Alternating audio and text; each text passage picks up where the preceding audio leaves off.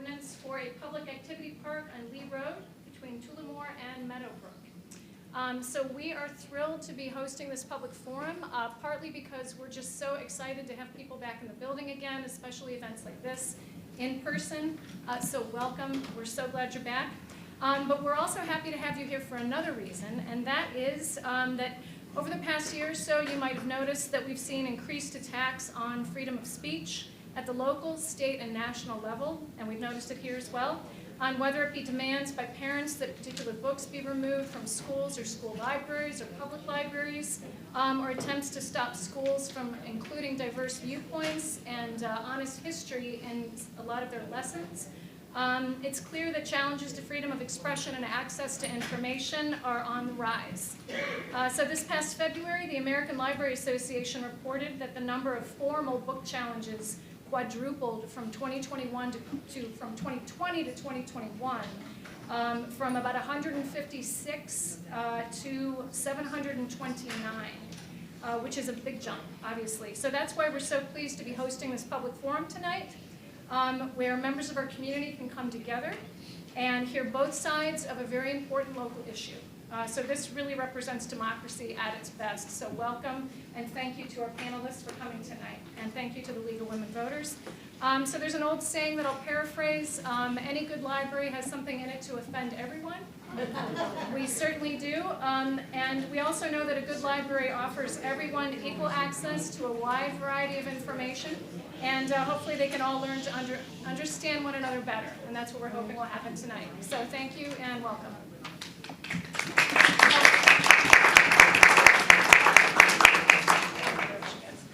Thank you, Cheryl. Sorry for the delay. Our live stream is giving us difficulties. Good evening and welcome to this issue forum presented by the Heights Libraries and the League of Women Voters of Greater Cleveland, Cleveland Heights University Heights Chapter. We're pleased to welcome all of you here and those who will be on the live stream as soon as we get it going. My name is Blanche Valancy. I am the co-chair along with Betsy Tracy of this forum. I really want to thank the panelists who are giving of their time tonight to help us understand our choices when voting for issue 9. Thank you also, most especially, to the League of Women Voters volunteers who are supporting this event, and you will see them in the hallway and around. Put your hands up if you need them to bring you cards or to pick up your questions, which will go to our screeners. Recording these forums is an expense. If you find it valuable to view these forums online during or after the forum, please consider making a donation. We do have a donation box at the table outside, or you can make an online donation at lwvgreatercleveland.org/donate. Click on Donate to a Chapter, and then on the Cleveland Heights University Heights Education Fund, which is where the money comes from to produce these. There are 2 issues on the Cleveland Heights May 3rd primary ballot. This forum will concentrate on issue number 9. Number 10, briefly, concerns the hiring of a clerk of city council and others by the council itself.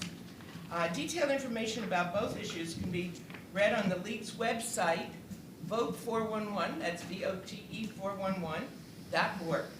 The city ordinances that created the ballot issues are both available on the Cleveland Heights website in the Documents Center. I am pleased to present our moderator for the evening, Susan Taft. Susan has been interested and engaged in pro-democratic action for several decades. After retiring from Penn State University as an associate professor in 2015, she has devoted more of her time to work with the League of Women Voters of Greater Cleveland. She now lives in Pepper Pike, but for more than 20 years, she lived and raised her family in Cleveland Heights, which she still considers home. Susan? Thank you.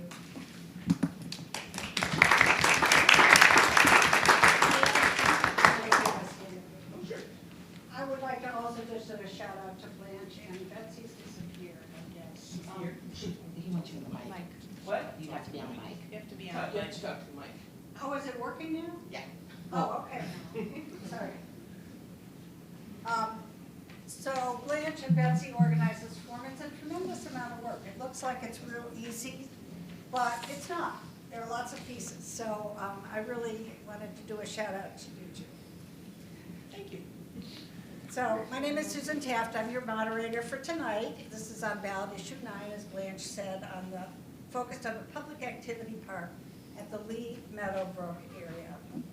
We have 2 sets of panelists here tonight, representing Friends of Build CLM and the Friends of the Meadowbrook Lee Public Square, the far side. Three panelists each. All friends. All friends. I just want to say ballot issues such as these are very important, and yet they are, many people do not understand them. They can be very legalistic or confusing or poorly advertised.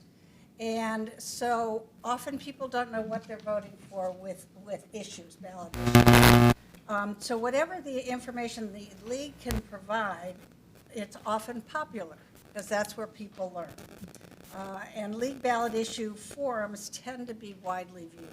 So this is one of them. We hope it goes out to many, many more people in Cleveland Heights. This forum is presented by the League of Women Voters with the support of the Heights Libraries. I want to thank the libraries, even though she left. Oh, she's still there? Thank Enough you. more chairs. Okay. It's wonderful to have this space and have the opportunity to have so many people gathered. So we appreciate how much the library contributes in all sorts of ways to our community. I'd also like to recognize you, the audience, who made a concerted effort to be here tonight in order to become informed voters. We don't do this unless we have people who want to come and learn about issues or learn about candidates. So we're glad to have you here. Local government has often a major and direct impact on all of us in our lives, and yet local issues are those that have the lowest voter turnout of any. So congratulations. We recognize your dedication and appreciate your being here. I need to say a few words about the League of Women Voters. This is required language so that we educate anybody who doesn't know about us. We are a nonpartisan organization recognized for its impartiality and respected role promoting informed and active participation in government. We advocate for good government policies. We do not support individual candidates or political parties. We do sometimes take positions on issues, those that the League has studied and reviewed and comes up with a clear conclusion about, although we have not taken a position on issue 9, which we're hearing about tonight. The League is valued by voters, candidates, and elected officials because it insists upon and makes possible the fair exchange and expression of views upon which democracy depends. The work that we do is made possible by our dues, donations, and we appreciate any, as I said earlier, we appreciate any further donations that you'd be willing to make. But we are mostly driven by a large cadre of volunteers, many, many volunteers that make our work possible. I don't know how many people were involved tonight. Do you have an estimate? At least a dozen? 10 or 12?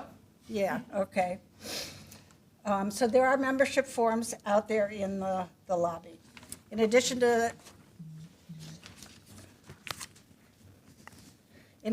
to turning off your phones, please avoid any flash photography tonight. Before we begin, my goodness, they are rolling in. Before we begin tonight's forum, I do need to just review the rules with you. The panelists are aware of the rules. I want to share them with you. We plan tonight's forum to be an hour and a half. Our 2 sets of panelists will each have 10 minutes for an opening statement. And that's a lot of time in our forums. So we hope that they completely cover and discuss the issues associated with each of their positions. So 10 minutes in the opening statement and 4 minutes in the closing statement. In between those 2, we will have question and answer, and I'm already getting a pile of questions. So It should be interesting. We do need to end right at 8:30 because the Heights libraries need to close by 9 o'clock. We have to be out of the building. Panels will each have a total of 14 minutes scheduled speaking time for opening and closing statements, Q&A in between, and with the Q&A, each question gets a 1-minute answer. Yes, our timers are right here, and they have very bright signs. So people have to answer in 1 minute. That means if you have a very complicated question and it doesn't get answered in 1 minute, you can stay over. I hope all our panelists can stay until right before 9 and have a more extensive conversation with the panelists. But we like to keep it moving along. We have lots of questions always at these forums, and so we like to at least skim the surface of as many as we can. When they are answering, they will get a 30-second warning. They'll know when their time is cut, and then they'll get a time is up sign that they will see. So yes, okay, so that's that. We do ask that the forum, any of you who are supporters on either one side or the other of issue 9, not wear any campaign materials in here. I certainly don't see any, so I think we're good. All questions by the audience will be submitted in writing. We have runners. We have 3x5 cards, and we have runners. So if you want to ask a question anytime during this forum, raise your hand, and one of our runners will come and give you a pencil and a 3x5 card. You can write your question on that. And then when you're done writing it, raise your hand, and they'll collect it. Questions are all screened before they come here. Anybody who's ever listened to a non-screened forum, you know what happens. So we screen them and we write them down. And if there are a lot of similar questions, we usually try to consolidate them into one question that addresses as many as possible. Please indicate with your questions whether you're asking this panel or that panel or both panels.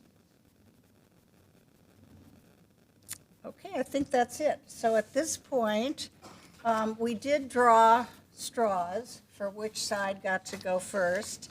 And Build CLM, this group here, was picked to go first in the intro. They will go last in the closing arguments. So I'm going to just read quick bios of the people here from Build CLM. Catherine Osborne will be our lead speaker. She's an 11-year resident of Cleveland Heights and 7-year resident of the Cedar Lee District. She's a project manager at Case Western Reserve, University's Prevention Research Center for Healthy Neighborhoods, working on projects related to health disparities, particularly among youth and young adults. Second speaker is Destiny Burns, right here. She's a homeowner and small business owner in the Cedar Lee District. She served for 20 years, it's a pretty impressive background, 20 years in the U.S. Navy and then spent 13 years in the defense industry as a business development executive. She founded, is it CLE or CLE CLE Urban Winery on Lee Road in 2016, which she owns and operates. And she sits on 3 local community boards. It's also the vice president of the Cedar Lee Special Improvement District Board. And finally, Jean Gordon. After moving around the country in her early life, Jean Gordon fell in love with Cleveland Heights and is now an official lifer, a resident for 23 years. She's a practicing attorney. She was a committee member of Citizens for an Elected Mayor and one of the primary drafters of the charter amendment to change Cleveland Heights' form of government to an elected mayor. She is an officer and a board member at 3 other nonprofit organizations. And I am required to share that right there. She and her husband have 3 children who are simultaneously delighted and embarrassed by their parents' commitment to Scarborough every October. Yes, it is a Cleveland Heights thing, right? Every October with light soundtracks, talking pumpkins, and all things Halloween. Okay. You want to get started? Sure. I need to hold this? Okay. Good evening. My name is Catherine Osborne, and tonight I will represent, along with Destiny Burns and Jean Gordon, the opposition to Issue 9. Our opposition to this issue is based on two core concerns. First, what its potential passage will block the Cedar Lee Meadowbrook project, and second, the limitations and uncertainties surrounding this initiative's ability to deliver on its promised but unfunded park. At present, Cleveland Heights has a signed contract with developer Flaherty & Collins for the mixed-use Cedar Lee Meadowbrook project on a portion of the underutilized surface lot near the corner of Cedar and Lee and on the current 1-acre vacant lot at Tullamore, Lee, and Meadowbrook. This project has received all necessary approvals and zoning variances from the city. It will create 206 market-rate apartments, up to 3 new retail spaces, and 1.3 acres of public green space, all built and maintained by the developer. Cleveland Heights has taken active steps to secure this development since rezoning the area in 2004, the building of the Cedar Lee parking garage in 2007, and planned for this development in subsequent master plans in 2011 and 2017. The city's most recent RFP for this development in October 2020 received 2 proposals meeting the specified requirements. As a result of community feedback on the proposals, the city selected Flaherty & Collins as the developer for this site in April 2021. The first reading at City Council to enter into a development agreement for CLM was November 21st, a week before the petitioners submitted their first insufficient round of signatures to put Issue 9 on the ballot. The development agreement was approved by all present council members upon the third reading on December 6th, 3 weeks before additional sufficient signatures were submitted. At a public hearing, January 24th, on the Issue 9 ordinance, a vast majority of attendees spoke in favor of development rather than a park alone. Council, which by then included 2 newly elected members since the approval of the development agreement, unanimously rejected the proposed ordinance for the city to build the 1-acre park. The city has stated that if forced to exclude this parcel from the development, the project cannot move forward, and the passage of Issue 9 would render pointless the investments made by the city over the past years to promote development on this site. The CLM project is an example of infill development that contributes to Cleveland Heights being environmentally sustainable. Higher residential density reduces the need for sprawl and reliance on cars and fossil fuels. CLM is positioned along 2 major bus routes near existing retail, allowing residents to walk, bike, scoot, and take transit for many of their trips. By adding additional retail spaces and providing new patrons to ensure our existing businesses stay open, this project also makes the neighborhood more walkable for current residents like me. CLM will add to the diversity of housing options in Cleveland Heights, allowing residents the opportunity to age in place and provide residential space to those not looking to or not yet ready to buy a house in Cleveland Heights.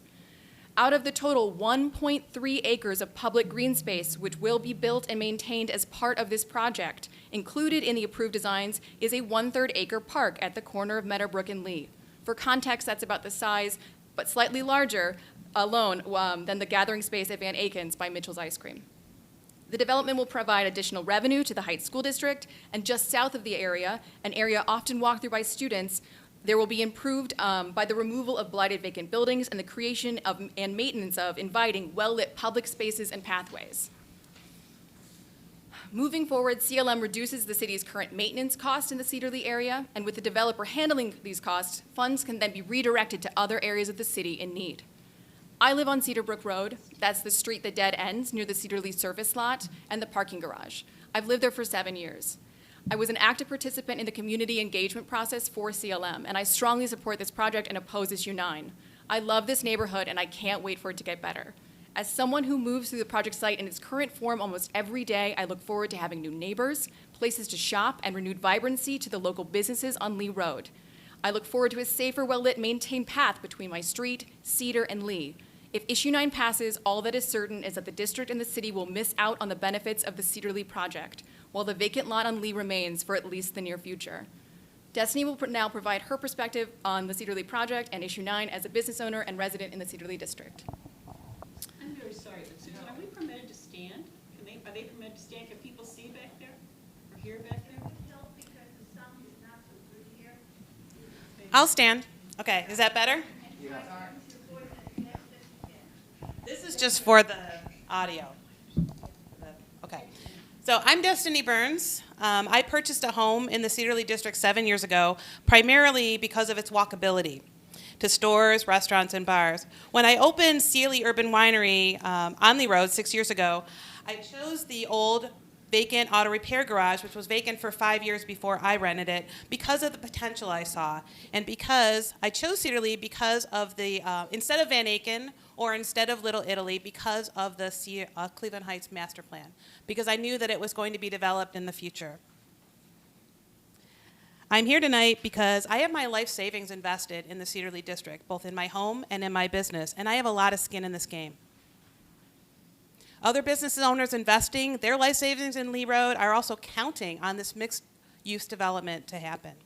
COVID hit us hard, and we're still trying to recover. The development is critical to our recovery. We need this big gap in our business district to tie it all together. And we need this development to go forward as planned. So on behalf of myself and the other small business owners in the Cedar Lee district, I urge you to vote no on issue 9 on May 3rd. Even though your Lee Road merchants have been hit hard by the impacts of the pandemic, we still do our best every day to give you and our community everything we can to make this a better place. We greatly appreciate your support, and I ask you now to help to defeat this ballot initiative so that our business district can modernize and thrive. The Cedar Lee Meadowbrook Development Project is essential to our future and to the businesses within our business district and to our city. Please come out on May 3rd and vote no for issue 9. Hi, I'm Jean Gordon. I hope I don't blow anyone's ears out. I have typically been selected, elected, and chosen mostly because people can hear me way far away. Anyways, the reason why I am involved is because I love the city, but even more than my love for the city is my love of good governance. Okay, I will try not to geek out too bad on you all, but when I realized that we had a signed contract for development, and yet a ballot issue going on to bring an ordinance forward that would change and impact this signed contract, I started paying attention. Now let me back up. I was here in 2002 when the building sat on that corner, the bank. I was here in 2004 when that was demolished. I was here in 2005 when that land was remediated because of a gas station being there previously. I was here in 2007 when the garage was built for purposes of this development. I was here in 2007 when there was an agreement, a memorandum of understanding for townhouses, and everybody was excited. And I was here in 2008 when that developer was unable to get financing because of the housing crash. I was here in 2009 when nothing was there. And in 2010 and 11 and 12 and 13 and 14. And I have talked, and I've made next door posts about a dog park, a park, and everything else. Because I wanted the city to do something with that blighted space, that empty space, that was adding nothing to our community. But then, we got a development agreement with good design and good use of space with a green space, a better use of the surface lot, getting rid of ugly buildings that our students have to walk past to Heights High every day. My daughter parked in that lot as a high school student. My daughter felt unsafe walking through that at night. Our students deserve better. Our students deserve that good use of space. Our community deserves it. And good governance demands it, because we are a representative democracy. We are not a direct democracy where we vote on every single issue that comes before the city. In voting on every single issue, nothing gets accomplished. What are we going to vote on next? If the community is going to decide about the park, will we vote on the type of bricks in one election? We will then vote on which contractor gets it. Will we then vote on which ponies are going to be at the petting zoo? What will we vote on, and how long will that take? Or wait, will we vote on the committee that gets to choose all of these decisions? Because guess what? We have already done that by voting for a city council.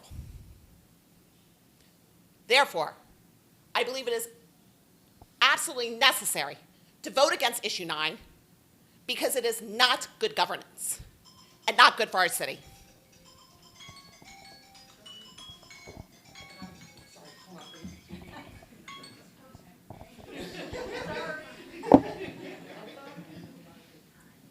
We will now hear from the public square. And our three panelists I will introduce. Actually, Gavin Anderson is going to speak for the introductory comments. He describes himself as an ordinary resident with a background in international trade and development policy. He believes that all people should be equally empowered materially, socially, and politically to contribute to the collective control of local development decisions. Fran Mensch is sitting next to Gavin. Fran is a community activist and environmentalist. She chairs the Northeast Ohio Sierra Club Group Executive Committee. Though unsuccessful, Fran led Citizens for Oakwood, the collaboration of volunteers, the Trust for Public Land, and other organizations seeking an opportunity for the city of Cleveland Heights to turn the former Oakwood Country Club into a metro park. And finally, Ralph Solonitz. Ralph is an artist, designer, and community activist and a child of Holocaust survivors. He is a member of Kol Israel, a survivor community, and is on the board of the Cleveland Holocaust Center. Ralph has worked for 23 years with New Avenues to Independence, a special needs support organization. Gavin, you're on. Yes, and why don't you stand up as Fran suggested? I need to stand. I think it'll be hard for me to. Is it all right if I sit? Do you want to come up here? Is that better? Yeah. Yes, you can. I think that microphone is better. Just saying. This one sucks. You're gonna hold it. Okay. Let me know when you want me to go ahead. Go. Okay. Thank you to everybody involved in this event, including viewers. I can hold it. It's all right. You don't have to do it. Yeah, it's fine. Thanks. I am almost getting so tired. Yeah, no, it's a long time. It's excellent that we have this public forum to at least present. Oh, excuse me. It doesn't amplify. It doesn't You've got- amplify. You've got to project. Okay.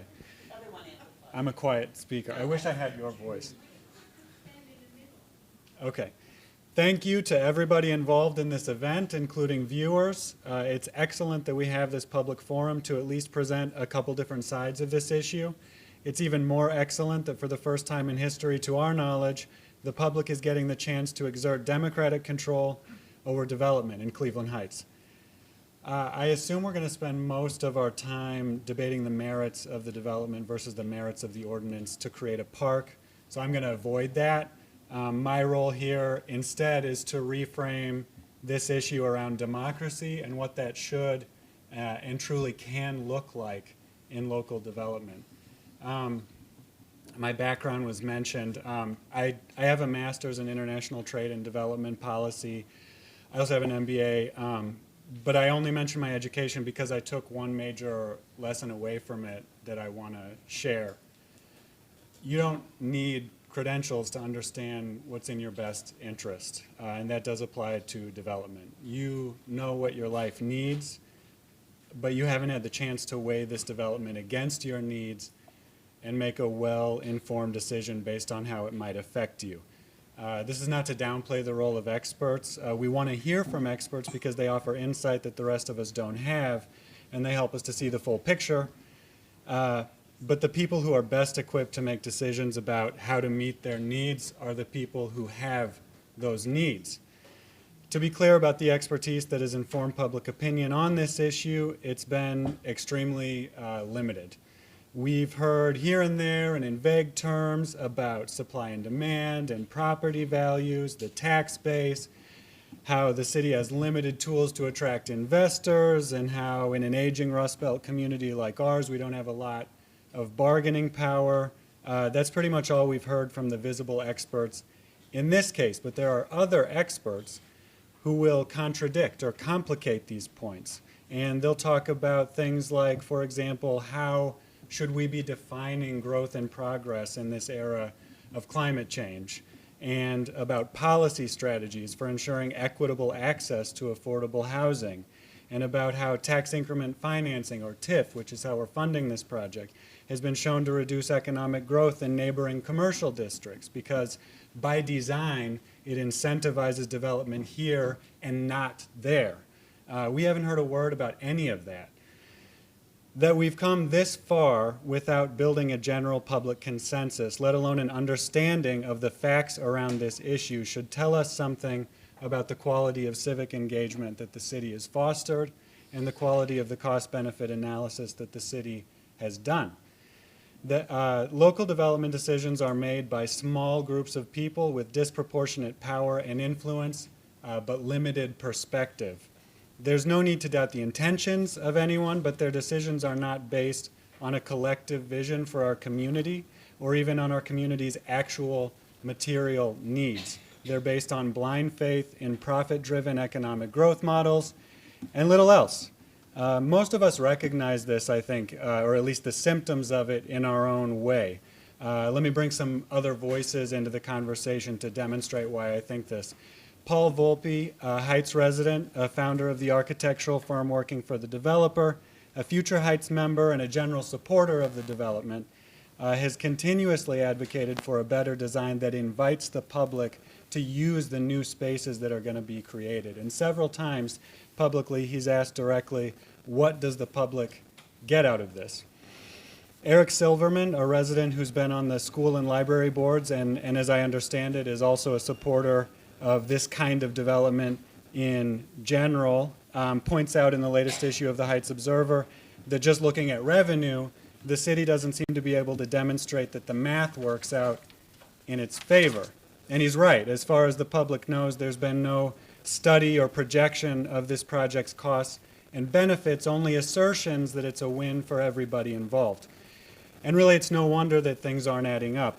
Councilmember Craig Cobb acknowledged at an election event in my neighborhood over the summer that City Hall doesn't have all the expertise it needs to make these kinds of decisions. And you can watch Mayor Sarin and Councilmember Tony Kuda online during a recent Housing Department meeting discuss how the city lacks staff and even a strategy for housing and development. So we should be clear about our circumstances. Decision makers who don't have sufficient access to relevant expertise or even a clear development strategy have decided on our behalf, but without our consent, to publicly subsidize a development that serves no clear public purpose. They're going to take out loans to pay for this, and residents are supposed to just trust that somehow it will translate into a better standard of living for all of us. I just don't think that most people are that naive, and we don't have to accept it. So I've given a lot of criticism, but where's the constructive part? How should we be making development decisions? Councilmember DeVita Russell's You Talk, I Listen sessions give us a very important lesson, and I hope she doesn't mind if I paraphrase from her article in the most recent Heights Observer issue. She explains that during these sessions, she began to understand that the reason Noble Taylor residents had insisted on closing the meeting to non-residents was that they wanted an exclusive voice as to the use of public funds in their neighborhoods and were adamant about not letting outside pressures dictate what needed to be done, because they felt that non-Noble Taylor residents dominated discussions of their issues, which ended up with their concerns being ignored or unwanted solutions imposed on them. I think that's powerful. We've got residents of the development zone on this side, and although they're not here today, we've got residents of the development zone on our side too. But these aren't the only two perspectives in town. And Cedar Lee is not the only part of the city that's going to be affected by this development. It affects everybody, so everybody should get a say. There are real ways to make development decisions democratically. For example, our new mayor has expressed support for something called participatory budgeting, which is where residents decide democratically how to use public funds. Councilmember Russell seems to be pushing in that direction too, as I mentioned. There's also an approach called the Citizens Assembly that originated in my home state of Minnesota in the 70s, and it's gained massive support in recent years, even from the United Nations. It involves bringing together randomly selected, demographically representative groups of residents from all parts of the community, equipping them with the information that they need to think through the issue at hand, and giving them space to deliberate together and come to collective conclusions about what serves their common interests. This approach is more efficient, it produces better outcomes, it's been tested and approved in hundreds of communities all over the world for half a century. There's no reason why an engaged community like Cleveland Heights can't use the same approach. If issue 9 passes, both the developer and City Hall will be in a tight spot. They'll have to make a choice. Does the developer abandon or adapt? Do they fight or acquiesce? Do they punish or do they partner? And depending on what the developer does, the city will also have a choice to make. Does it attempt to overturn a democratic initiative in court on behalf of the developer, or does it attempt to renegotiate on behalf of the people? Does it work towards an alternative solution, or does it just walk away? I'm going to be voting for issue 9 because I want to give City Hall a chance to make the right choice. However you vote, and regardless of where you stand on development, I want to ask everybody to stand together on one thing. All of us, not just some of us, should decide what development and growth and progress look like in our community. We know that there are real, viable ways to make this a reality. We know that the mayor and at least some of our council members are looking for ways to empower residents. So let's hold them to it. Let's make it happen. Please join us in pressuring City Hall to deepen the quality and broaden the scope of our democracy so that the next time we make a big development decision that affects all of us, we do it together. Thanks. May I just say that if folks in the back are having trouble hearing, feel free to move your chairs forward, just not in front of the cameras. Thank you. We'll now move to the question and answer section of tonight's forum. I have received a bunch of questions.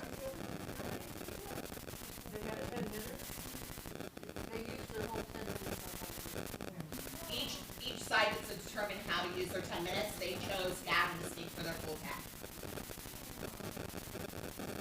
10. All fair.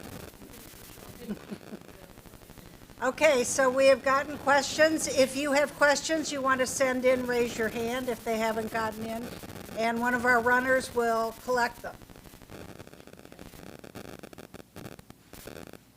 All right, the first question is for the Pro Park group.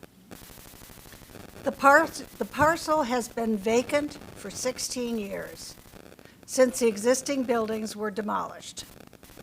This was in 2006.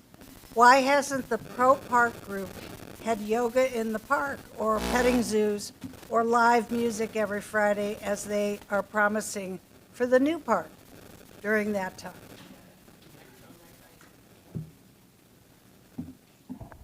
Thank you very much for the question. Why haven't we done it? We have tried over and over and over again. There's several of us sent in a response to request for proposal 3 times, 2013, 2018, 2019. In 2021, we asked 8 times to simply put this park on the agenda. We asked 8 times, way before anything was voted on, before there was a memorandum of understanding, and City Council refused. And that's why we find ourselves today here. This is, in a sense, a sign of political failure that we had to, 60 people of us, 3,400 signatures, had to go out and bring this to the community. And by the way, don't be worrying about we're not going to vote on every kind of thing, because try to go out and get 30 signatures. Anybody? Anybody? Okay, so that's why we have not been able to bring the park yet. And then I'd also volley the question to the CID. Why did they not? Why did not the neighbors on Cedarbrook? Why didn't they do it? Because we thought the city was going to do something, and I got to stop. Yep, thank you, Fran. I would like to respond. Okay, briefly. While the park people say they have put in 8 proposals, 8 requests for agenda, you will note that those requests came after 2020 when the RFP was put out, An RFP demands specific, absolute responses. It is a way that cities fairly decide among people who are making proposals to do something with a space. If the Pro Park people who've been working on this since 2014, you can go and see a Facebook group from 2014, had gotten a nonprofit, had gotten funding, had raised money, they could have found a way to responsibly made a proposal in accordance with the RFP that went out in 2020. They didn't do that. They're trying to circumvent the process.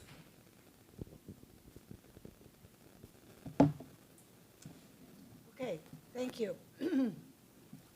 Why are the park and the development mutually, this is for both panels, why are the park and the development mutually exclusive? Or are they?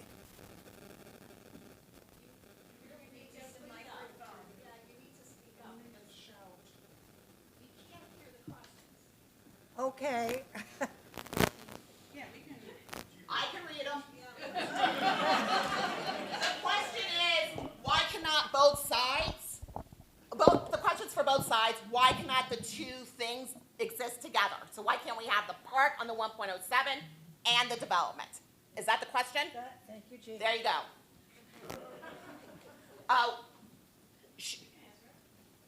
Shall we respond? You go ahead. Okay. So a vote for no on issue 9 gets you both a park and a development. There's a 1/3 acre park planned and approved for that site. A vote yes for issue 9, and this is where it gets confusing, is theoretically for a park, but there's no mechanism for how that would happen. If the ordinance passes and the parcel has to not be developed on, you will get pretty much what we have right now. The development will not move forward. So in that case, you get neither. So a vote yes is for neither, and a vote no is for both. You can have both. Would you like to respond? I would. I'd like to respond to that, particularly about getting the park. Number one, yes, absolutely we can have both. Absolutely, there's no reason why we can't have a 1.07 acre and a development. We need a much better plan. There's so many wonderful things that could be done with that space, and we do need a better plan. I do want to speak, though, it's very concerning to me that the idea of the park of the developer is being equated with the public park. I watched the Planning Commission meeting. It was clear from Flaherty and Collins, there'll be no restrooms, there'll be no water fountain, there'll be no play area, for kids. You can look in the developer's agreement and you will see they have control of the park. They want it to close at dusk. They are going to control the park. We absolutely can build a park. We're capable of building a 1.07 acre park, people. Our community can do it, and we can have the amenities that we need. Water fountain, restrooms, small area for kids, free Wi-Fi, and I'm done.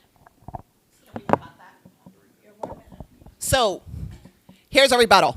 If we can develop a park, why haven't we done it for 16 years? Just a quick question, why hasn't it happened? They've been trying since 2014. There's a Facebook post out there, hasn't happened. Talked about in 2007, hasn't happened. If it's so simple, why has it not? Now also, this is what we talk about when we talk about expertise. If you have an over acre of a development of a park space, you have to do EPA stormwater management. EPA stormwater management goes underneath the ground. It's not as simple as getting a water fountain. It is not as simple as getting restrooms. This is much more complicated than the park people are saying and telling you. Not to mention, their ballot says nothing about this. Their ordinance just says, we build a park. No funding. No plans, no nothing. 16 years, people. So this question just came in. It's a good follow-up question. Will the 2.3, can you hear me? Okay, will the 2.3 acres of green space in the development plan be open to the public?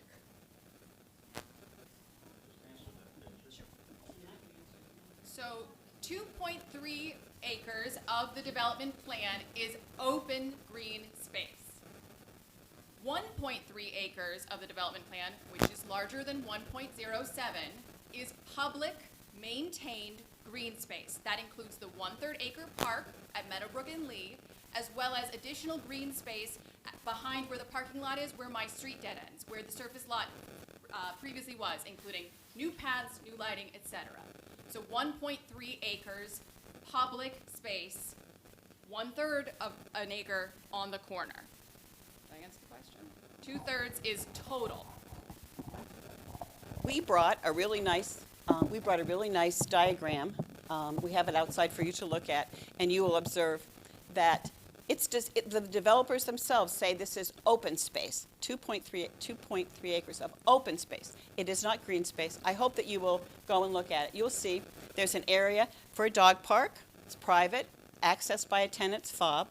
You'll see an area for a pool, again, for the tenants only, accessed with the tenant's fob. And you'll see a courtyard over on the Meadowbrook Lee section. You'll see a courtyard for the tenants to come out of their building. Those are all fenced. They're all fenced. And the 1/3 acre, again, I heard it from, you can watch the planning commission meeting.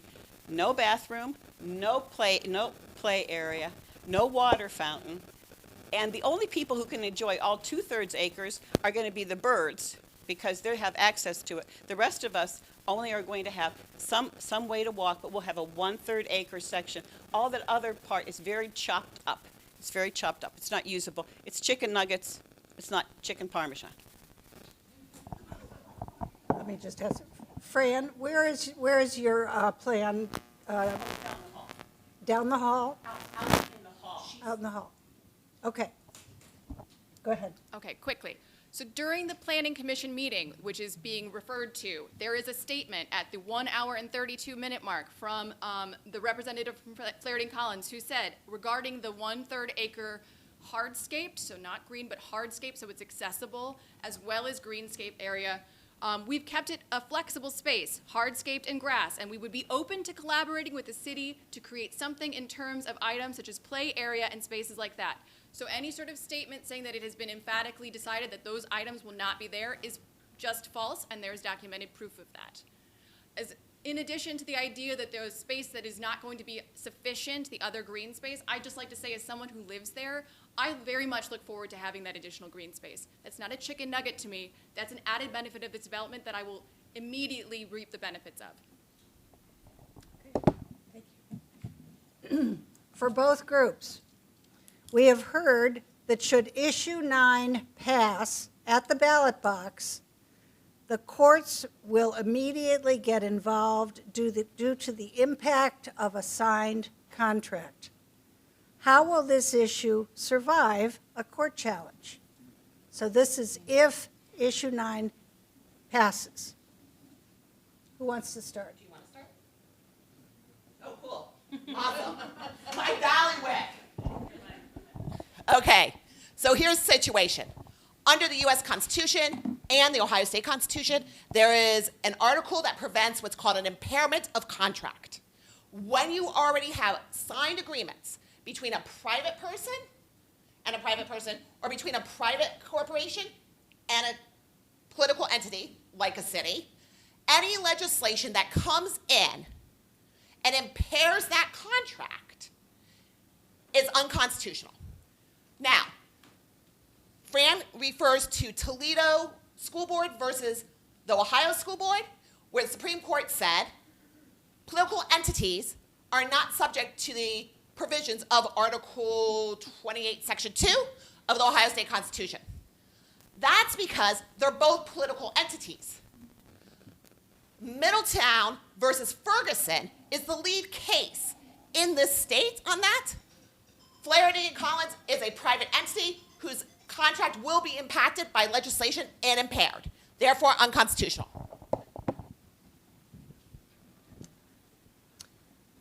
Here's a little less controversial question. Oh, I'm sorry, go ahead, yes. Yeah, I'm not a lawyer. Speak but, up, Gavin. Excuse me. I'm not an attorney, but I do know that in the state constitution and in our city charter, petitions, ballot initiatives are also provided for. So I think we've got a discussion to have in court. It sounds like there's precedent. I don't know what happens there, but I do think it's kind of odd that residents, citizens would go to bat for a private corporation to win against a democratic initiative. Okay, thank you.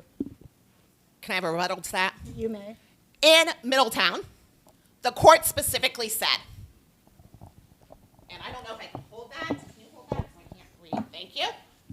The court specifically said, but it is urged that the majority of those voting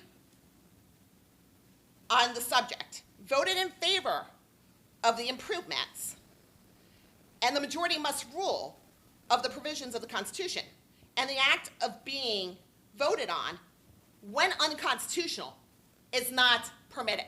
So Middleton, essentially what happened was there was a citizen's petition, but the legislation that the citizens put forth created an impairment of contract, and while the court was balancing the importance of citizens' initiatives, they said a citizens' initiative that creates an unconstitutional legislation is not constitutional. So unfortunately, if they had come through in 2014, 2015, 2016, 2017, 2018, 2019, 2020, we could vote on this park and have it. They didn't. This question is for the pro side. How would your park be paid for and maintained?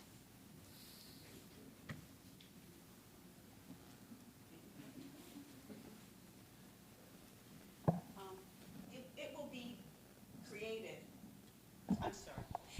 It will be created by the community. The design will be generated from a process that Gavin talks about. It will be created in that way and designed in that way. As far as paying for it, it depends how complicated and beautiful we want the park to be. We are not a poor community.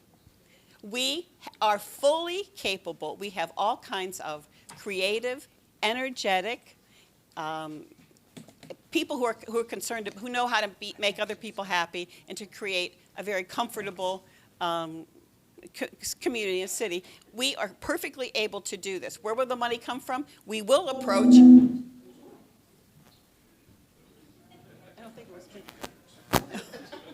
We will approach foundations, and we have that expertise.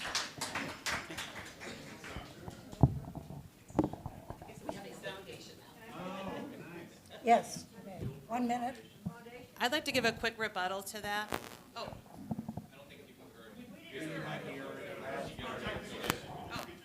Frank, can you finish yourself? Yes, where was I?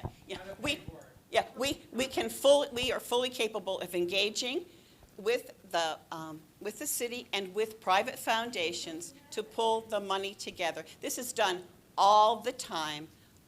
We're fully capable of doing that. Other cities do this. The expertise that is, I got to stop. Okay, I'd just like to remind everyone that Stand up. I'd just like to remind everyone that the best use of this space by community involvement through the development of the Cleveland Heights Master Plan, which had enormous opportunity for public input, was that this land was best used for mixed use development. And that's not just for, it's for everybody. If this was for everybody, the citizens and the government of Cleveland Heights determined that this was best used for mixed use development, not for a park. And finding magical funding because we're a wealthy community or because there's grants out there, that is a pipe dream. This is a real thing that is funded. There's a developer with $50 million that wants to invest in our community, in our business district. We should let them do it. Please, audience comments, please. Please withhold audience comments. You can speak to the different panels after the session tonight. Question to both sides. What impact, if any, does each proposal have for reliance on cars and sprawl? reliance on cars, and sprawl. Who'd like to go first?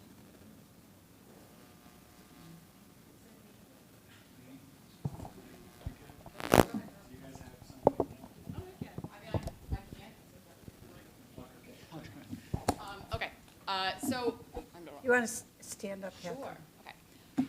So this development is an example of infill development, which means that we're building in a place that already has available transit, already has available retail, and we're increasing the density within this area, which means that people will be able to walk to more of their daily activities than they would otherwise if they were living in a farther out community. If we don't develop on these infill sort of spaces, that means that more and more of our currently undeveloped land, green space that is on the periphery of our large communities, then that is what gets developed next. That relies on a lot of car transit, on other forms of transit that use fossil fuels. This way, because there's the 40 and the 11 right on that corner, you have people that are able to take the bus, that are able to use those scooters and bike to work, to their activities, to their grocery store. And this is what makes us a sustainable community, which is part of the 2017 master plan and has been an imperative aspect of council in terms of their legislation. Thank you. Okay? Okay. Well, Is it okay? yep. Can everybody hear me? Yeah. Okay. This is better.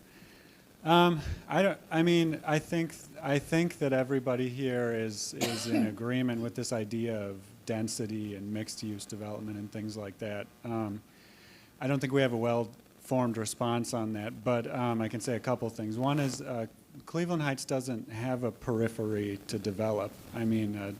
This is the type of area where this type of development would take place. Another thing is, I've heard about this, there's this idea going around that there's enough park space, that there's plenty of it, and this is anecdotal, but I'm from Minnesota and I'm from the Twin Cities. I lived there for 5 years, and there is a much higher density of parks, and it's just hard for me to imagine thinking that Cleveland Heights has too many parks already, because from my anecdotal experience, it doesn't.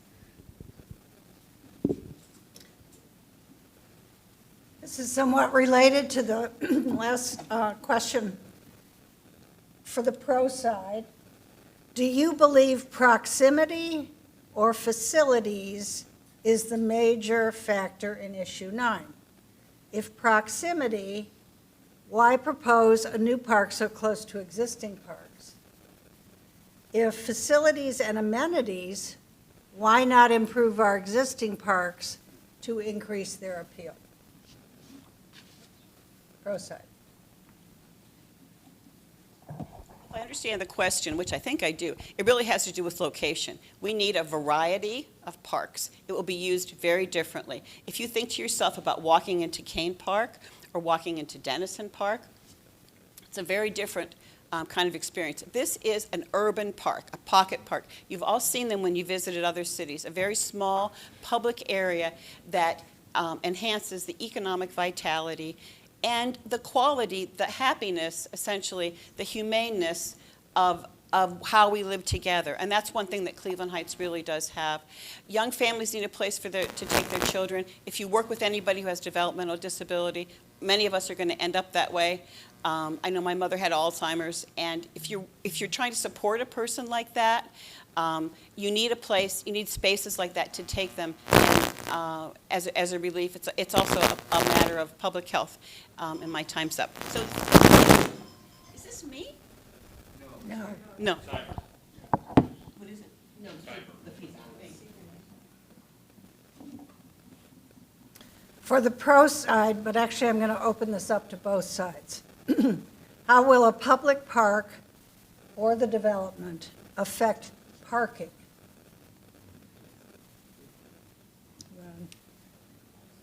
You say you want that to be posed to them first, or would you like us to? Either one, either whoever's ready. Okay, I'll take that question. There's been a lot of discussion about if we lose that parking lot behind the Cedar Lee Theater, that's going to doom all of the businesses on Lee Road. Nothing could be further from the truth. The parking garage that we currently have there is underutilized because it's not really safe. It's dark, it's dated, it's a little bit sketchy. The developer's going to take it and make it usable. They're going to operationalize it. They're going to actualize it. They're going to make it safe. The parking lot is actually not well lighted right now. It needs to be upgraded. A lot of my customers actually take Uber. And we want more urban density. I would love to have 200 more customers living across the street from my business that could just walk across the street. They don't need to park their car. Their car's already parked. They might not even have a car because everything they need is walkable in the neighborhood where they live. So parking for me personally as a business owner is not a concern. Okay. The other group want to respond?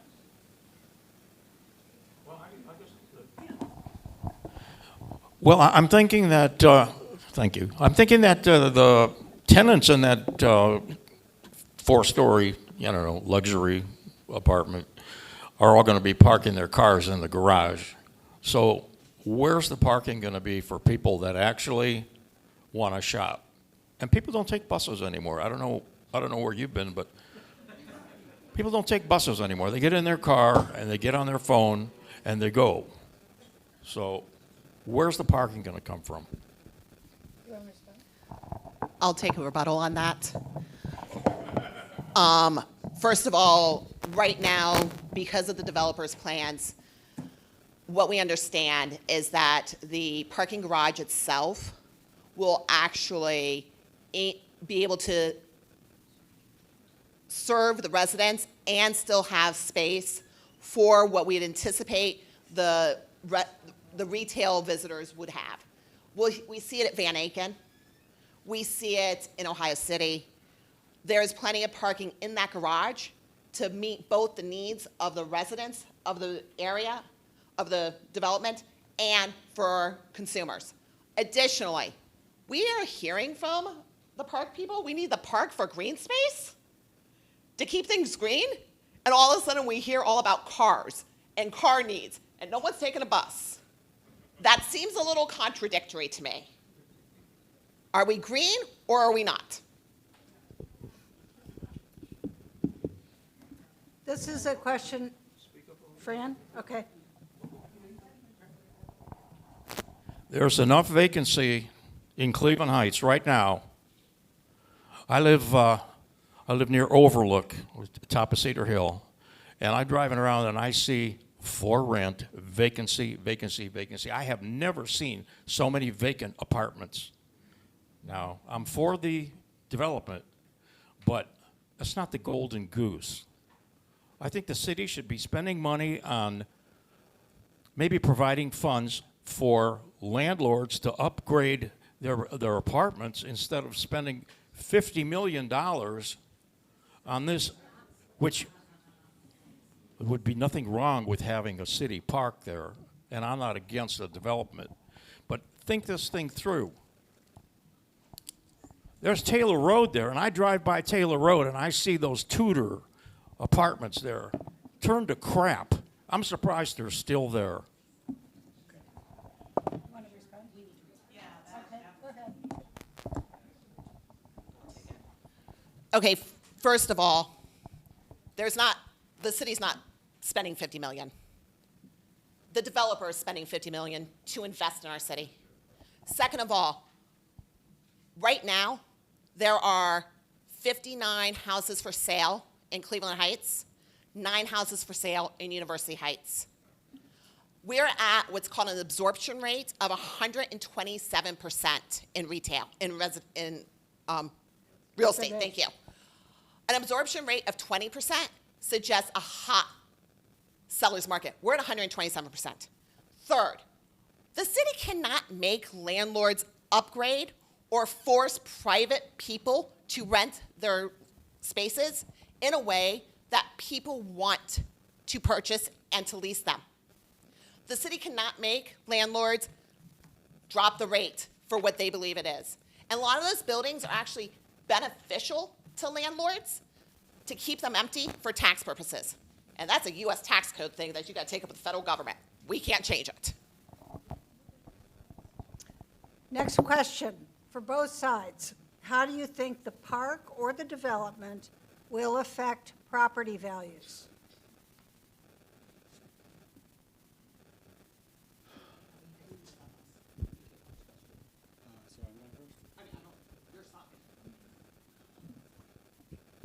I think that property values will increase, and I think that that is not a good thing. There have been studies in Chicago about the use of tax increment financing, and they've shown that what happens when it's used is that it doesn't correlate with growth in the area, in the zone where the tax increment financing is used, and it correlates negatively to property values in areas outside of the, specifically commercial property values outside of that zone. So I think it's a driver of inequality. I hope we get a chance to talk more about that. Pro issue, this is for, We're going to move about that real quick. okay. Because there was a question to both sides, if I remember correctly. It was. Yeah, okay. So here's the thing. Cleveland Heights was one of the hardest hit cities in Northeast Ohio, and in fact in Ohio, in the 2007 housing crash. It was only last year that our property values actually got to the level of pre-pandemic values. We're one of the lagging cities in the country in getting back to pre-pandemic levels. Now listen, I've owned my house since 2002. I'm just hoping I get some out of it when I sell it. We are not Chicago. We are Cleveland Heights, who got hit hard. Our property values got hit hard. And I don't think we should be upset if some of those values go up. And we are adding 207 new areas to live, actually allowing small houses that are being purchased right now to be purchased by people who want homes, as opposed to those who can't find apartments to rent at market rate. This question is for the pro Issue 9 group. Have Issue 9 proponents consulted with or received support from any urban planners or community development professionals for their concept and proposed use?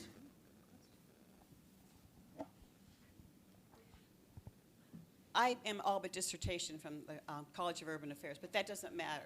This is not about me. This is not about the 60 people who worked so hard to put this on the ballot, or the 3,400 people who signed. This is wonderful to have this forum, but this is not the forum that this community needs. Why?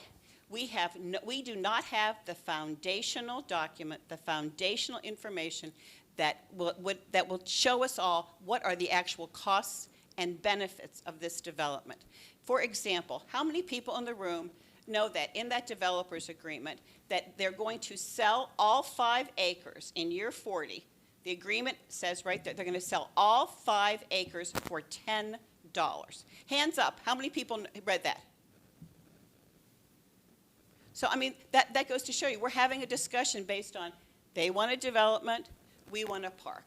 And it's really not fair to any of us. And it's unfortunate that we've been placed in this position by city government and by our inability to ask them to explain to us what are the costs and what is this going to cost us.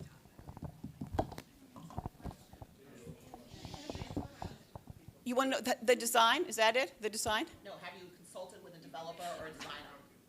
We haven't yet because we don't have the land. But there's so many plans out there. Google it. Google park plans. They're out there. It's not a difficult thing. How many people have been to a pocket park?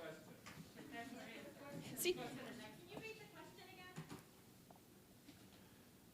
Okay, could members of the audience please keep to themselves? No, can I speak to the anger? I'd like to speak to the anger. Although we do get a rebuttal on that. I just lost the question. The question was, had the Pro Park people engaged a community developer, a city planner, or anyone to discuss their idea? We discussed it plenty, yeah. With a city developer or an urban planner?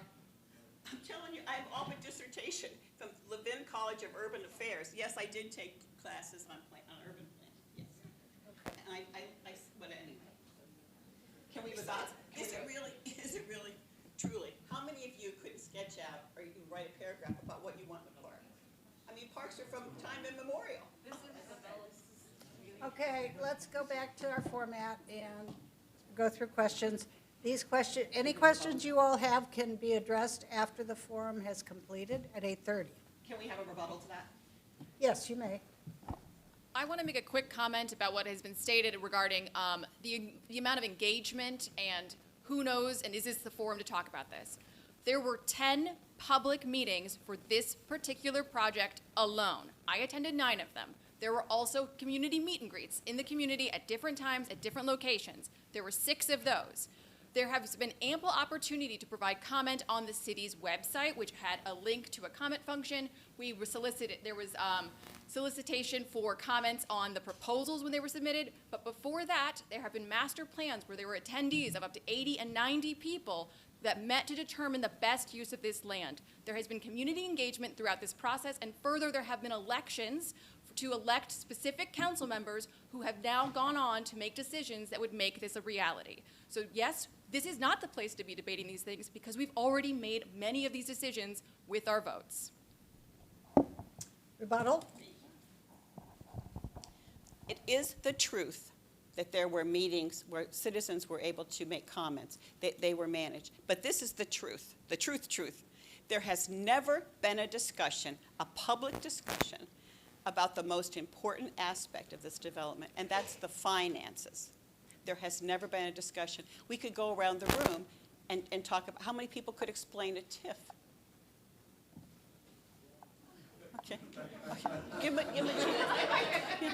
They think that could you specifically? Anyway, my point is the community has never had that opportunity, and that's the most important information, the most important meeting that we could have had. Did they know that it was $10 for We need to stop commentary. Okay, this is for, Oh, no, that's true. That's a good point. Yeah, because the final stage. I'm sorry. We need to stick to the rules, or it gets out of hand very fast. For the no votes, and this will be our last question. We will have concluding comments after this question. For the no votes, what tax abatements have been offered or promised to developers? How much and how long are abatements for? In the long term, how much in terms of dollars will be lost from the city coffers? So this has to do with the development and a question of tax abatements offered to further the development. I'll take this. Okay? Okay, Future Heights, who is our community development corporation here in Cleveland Heights, did a Q&A with the city, and they asked this question: what financial incentives is the city of Cleveland Heights giving to the developer? And this is the answer that they received. City of Cleveland Heights is not giving incentives to the developer, but instead is an active partner in the development. The public's participation will be primarily in the form of a TIF that you've heard mentioned before. TIFs work on the principle that improved properties generate more property taxes, and that local governments can decide how these additional property taxes, increments, may benefit their communities. A TIF is not a tax break. The owners of properties with TIFs pay their full share of property taxes just like property owners. A TIF allows the city to redirect the additional property tax revenue to an improved property to a different use without cutting the amount of property tax revenue the property already generates for the public schools or other taxing authorities. With the 30-year term of its TIF, 100% of the CLM's increments would be directed through the TIF. Yeah, 1 minute TIF, okay. TIF is a geographically targeted tax incentive. It was designed as a way to bring development to blighted areas and to serve a public purpose, usually something that wouldn't make money like roads. TIF splits property tax revenue into 2 streams. One is the base value of the property, which is frozen at its current rate for the life of the TIF. The other is on what's called the increment, which is the additional value that results from the development. The property owner continues to pay on the base value and also on the increment. Taxes on the increment don't go into the general fund, which is what the city uses to pay for regular city things, police, fire, sanitation, parks, and so on. Instead, they go into a TIF fund, and that can only be used for two things, schools and loan debt. The city will take out loans to pay for this development, and it is betting that increment payments will be enough to pay them back. If they fall short due to recession or bankruptcy, whatever, then the city makes up the difference by draining the general fund. Studies have shown that 1, TIF does not cause growth in TIF zones, and 2, TIF harms growth in surrounding areas. In sum, we're using TIF wrong, it ties up our money, it's a financial risk, and it's a driver of inequality. Can I grab a rebuttal on that? Okay. So he noted 2 places that the new money goes to. The schools. I mean, listen, people. Does anybody else not want tax dollars going to schools? Because I'll tell you how many tax dollars are going there right now. 0. There is going to be increased money for our schools, which potentially means reduced levies and no additional increase to our property tax. I mean, the property right now develops 0 taxes for the school and costs the city debt service on the garage, which the developer is picking up, maintenance on the garage, which the developer is picking up, maintenance on the surface parking lot, which the developer is picking up, and non-productive buildings, the beauty school and the animal hospital, which are not paying any property taxes right now. Yes, they are. No, they're not. They are currently not. Look at the auditor's website. So anyways, right now, there will be increased money for the schools. I'm not against that.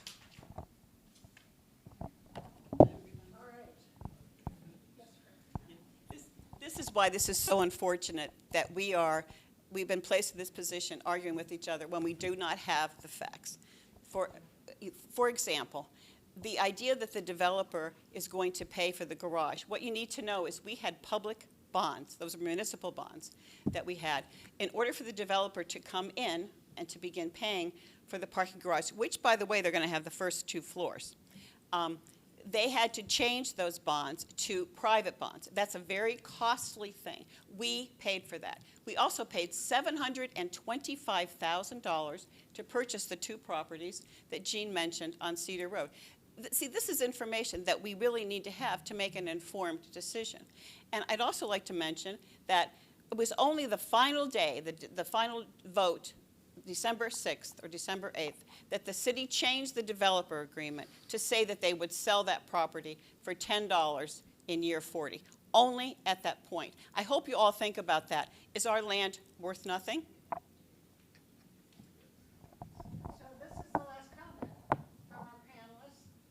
I want to thank all of you. These were really excellent questions we got tonight. And I know we didn't cover everything, but I think we got into some of the very important issues. So feel free to stay afterwards. We will now have closing statements with the Friends of the Meadowbrook Lee Public Square going first. 4 minutes each. Well, I took a lot of notes here, so I usually like to sketch out my thoughts, but I wrote them down. Okay, I came here in 1960. I went to Boulevard, Roosevelt, Cleveland Heights High School, and after I graduated from Kent State in '70, I came back to Cleveland Heights, and I've been living here ever since. I don't know what kind of government we had when they rejected and refused the 8 sketches or the 8 proposals that we made, and we were very serious about putting in a public park, but we were ignored. So I'm glad there's a developer that's come in here and wants to do a multi-purpose and add a public park. But there are a lot of things that I don't understand or that I'm not familiar with, and that is all the legal mumbo-jumbo with the contracts. But we have a ballot that we're going to vote on, and if there's any reason to vote against it, I'm open to making the changes to make this happen. Now, for a while there, I really wasn't for this apartment. I figured we had enough vacant apartments here in the city, and there's a project coming up on Taylor Road for, I don't know, 200? Is it 200 units? We got the Taylor Tudor apartments that have been sitting empty, waiting for some arsonist to come by. Those are beautiful buildings, multi-purpose. And the city hasn't, they own that. The city owns that, so they can actually do something with it. So I don't know. I'm very disappointed with my city. I pay thousands of dollars in property taxes for a school system that ran over budget. I don't know, were we duped into that? I mean, I'd like to have some cost figures to make me feel comfortable. There are a lot of things that I don't know about. And I don't know if we're going to find it out here, but 5 acres for $10, I'll give him 20.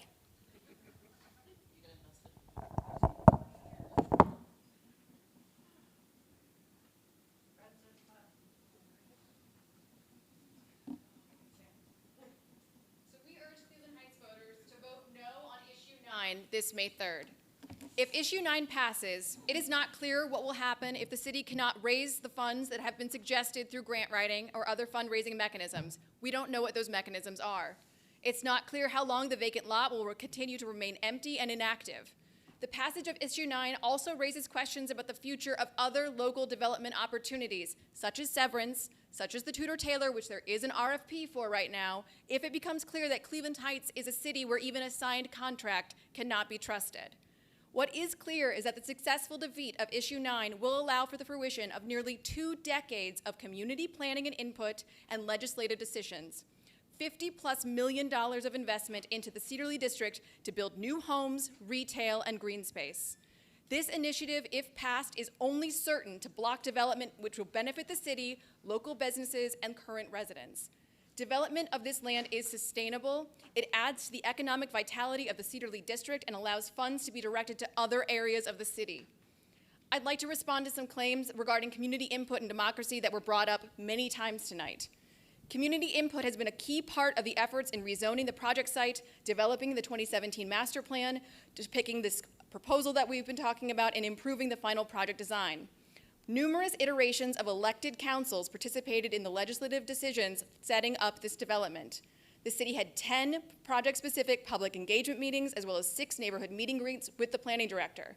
The development plan was improved through this process and now reflects constructive community feedback that was received. There are trees that are being maintained. By the way, there's 70+ trees that are being added through this development. And paths between the neighborhoods have been maintained and are going to allow neighborhood residents to move freely, shop, and participate with new neighbors in this great new project. Again, we urge all Cleveland Heights registered voters to vote no on issue 9 on May 3rd. You can visit our website at buildclm.com to learn more, to request a sign, to donate to our campaign, and volunteer. If you'd like to find out more about the Cedarly Meadowbrook project we've been talking a lot about tonight, you can view the approved designs at clevelandheights.com/CLM. Thanks. All right. Thank you all for coming. Just a reminder, we have to be out by 9. We are now adjourned.